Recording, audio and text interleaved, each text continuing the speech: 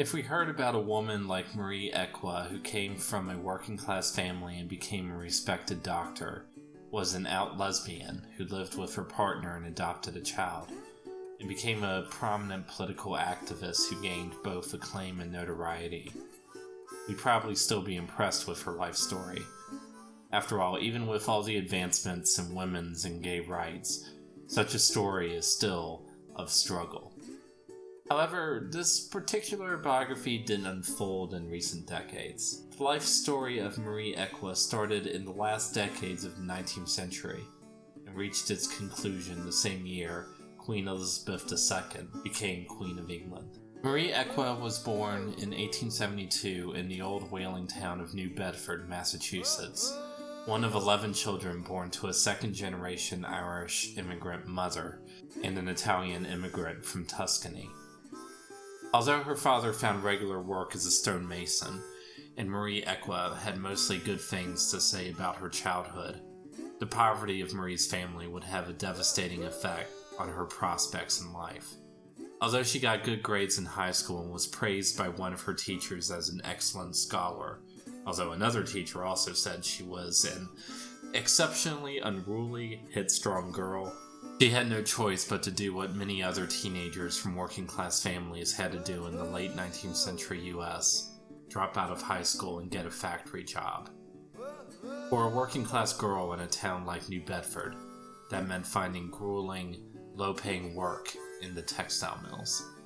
Marie Equi's life may have gotten stuck there if not for the intervention of Bessie Holcomb. The daughter of a middle-class family, Bessie met Marie Equi in high school and went on to become a student at Wellesley College. However, she kept in touch with Marie and went above and beyond the call of friendship by petitioning to get Marie a scholarship to enter a private school, the Northfield Seminary for Young Ladies, which is today the Northfield Mount Hermon School. Suddenly, in the application she put together for Marie, she downplayed Marie's Italian-Irish background and insisted that she had, quote, strong Protestant tendency. However, the scholarship was only for 1 year and it was not renewed, leaving Marie a young woman without any prospects yet again. However, Bessie once more showed the way forward. Bessie had dropped out of Wellesley her junior year and moved to Oregon, where even a single woman could claim a plot of land under the Homestead Act. In fact, by the end of the 19th century, 12 to 15% of all homesteaders in Oregon were women. In 1892, Marie managed to get together the money to follow Bessie to the Dalles in northern Oregon, where they lived together on a small homestead and Bessie worked as a teacher. It was at the Dalles where Marie had her first bout of righteous and public political anger. A certain minister, the Reverend O.D. Taylor, was one of the town's most influential residents, but he was also notorious for cheating new homesteaders, and Bessie and Marie were among his victims. One afternoon in the town square, Marie attacked O.D. Taylor with a rawhide whip, demanding the money she and Bessie were owed. Local newspapers actually all but praised Marie for taking the con artist minister to task, and a judge even dismissed the charges. Despite becoming something of a local hero, in 1897 Marie and Bessie moved to San Francisco, then one of the fastest growing cities in the United States. While Bessie became a stenographer, Marie took a job as a cashier that she used to fund her most ambitious step by far, entering med school. Even a high school dropout like Marie could enter medical school, as long as she passed an entrance exam. However, times were changing, and in about 10 years, one would be required to have not only a high school degree, but a college degree to enter medical school. It had been about half a century since Elizabeth Blackwell became the first woman in the United States to even be allowed a medical degree, but it was still a brave decision to become a female medical student. Some professional doctors still believed that women's brains were biologically inferior to men's, and harassment from male students and even faculty was common. But with her usual tolerance for haters, Equi did get in trouble for slapping a male student who called her a fool. Marie started her education at the affiliated colleges, which later became the University of California, San Francisco, and the University of California Medical Department. In 1901, Bessie moved out and got married to a man, although it should be noted that she and Marie remained close friends. Still, the same year, Marie moved to Portland and transferred to Willamette University. There, she finally finished her medical degree in 1903, although a faculty member did try to stop her commencement, claiming that her personality made her unfit to be a doctor. After moving back to San Francisco and a brief stint running a practice in rural eastern Oregon, Marie Equi finally settled for good in Portland, where she set up a successful practice that had a wide clientele, but became particularly popular for charging low fees or even no fees at all to poor patients.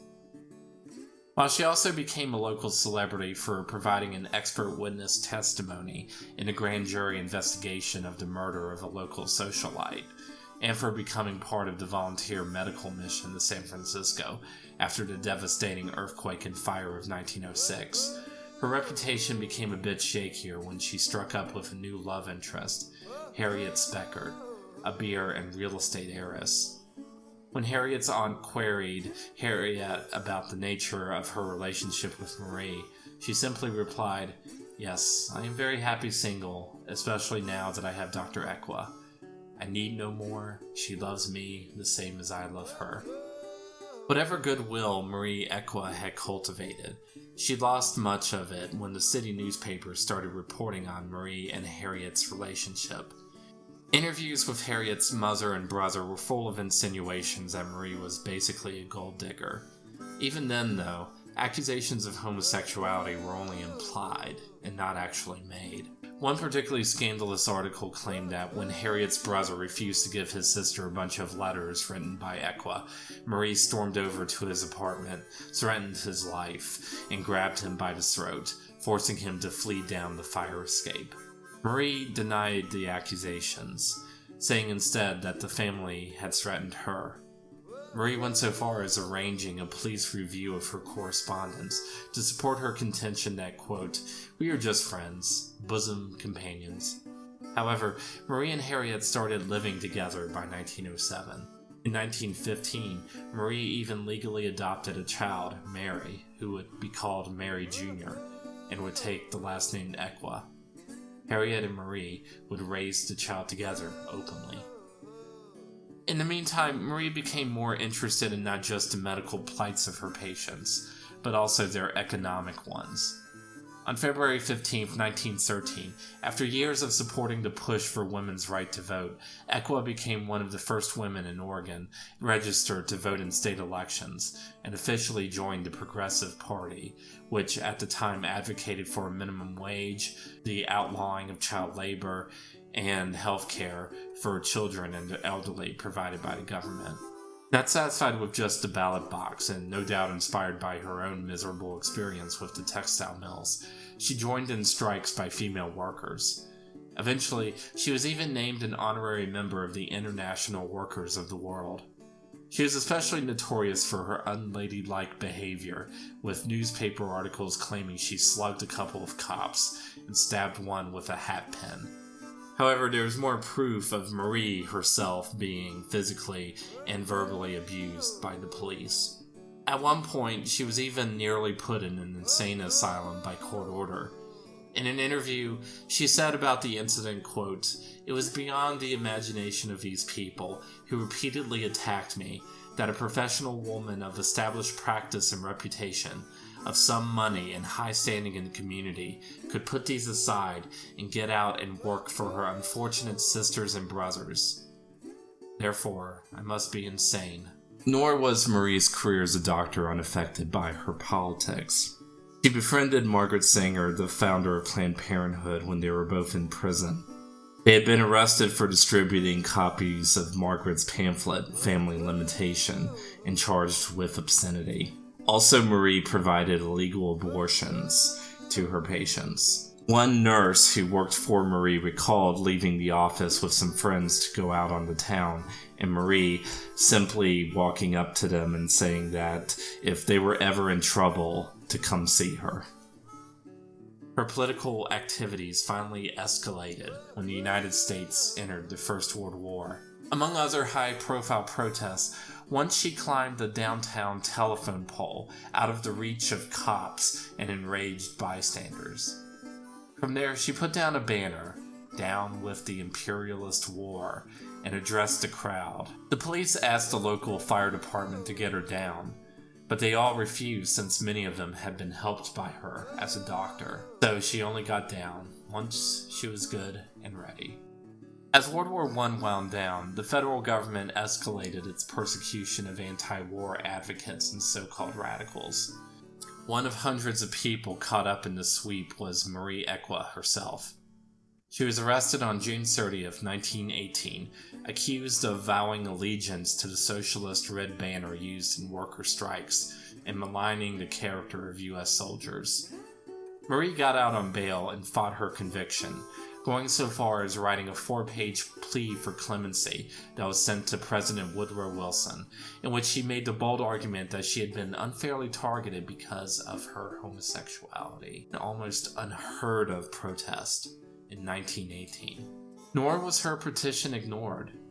Thomas Ryan, a former deputy district attorney in the Portland area, said that even though he was opposed to everything the industrial workers of the world and similar organizations stood for, quote, "it would be a crime and an outrage to send Dr. Equi to jail, even for a day." The petition came close to receiving the president's signature, but it was shot down almost at the last minute by Attorney General A. Mitchell Palmer, who feared that a presidential pardon would undermine the legal basis for other arrests of dissidents. Instead, Palmer convinced Wilson to commute her sentence to 1 year and a day. Marie would spend that year in the infamous federal prison of San Quentin. As soon as Marie got out, she pushed her personal experience of the conditions at San Quentin to argue for prison reform. But this would mark the end of her career of political activism.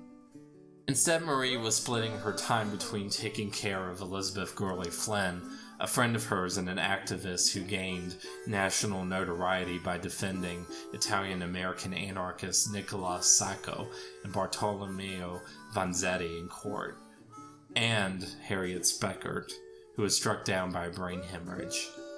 Despite Marie's best efforts, Harriet never recovered and would die at the age of 44.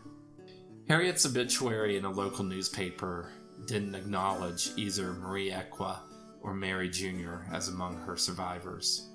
After Harriet's death, Elizabeth would move in with Marie. Unfortunately, Marie never got as close to Elizabeth as she did to Harriet. No small part of the reason why seems to have been political differences. Elizabeth would join the Communist Party, and while Marie was certainly a leftist by the standards of her day, she strongly rejected communism. In 1936, Elizabeth left Marie to travel the American West before returning to her former home of New York City for good. After Mary Jr. graduated from Reed College, she and her husband, Tony Lukes, moved near Marie Equi's home, and they started having grandchildren. Perhaps surprising even herself, Marie actually seems to have been content with the role of doting grandmother. But then, in September 1950, Marie broke her hip. Longshoremen, remembering her support for them during a 1934 strike, sent her 13 red roses after hearing that she considered 13 to be her lucky number. Despite their thoughtful efforts, Marie Equi never recovered. Instead, she was moved to a nursing home, where she died of renal disease on July 13, 1952, at the age of 80. Her daughter made sure that she was buried alongside the closest person to a spouse she ever had, Harriet Speckert.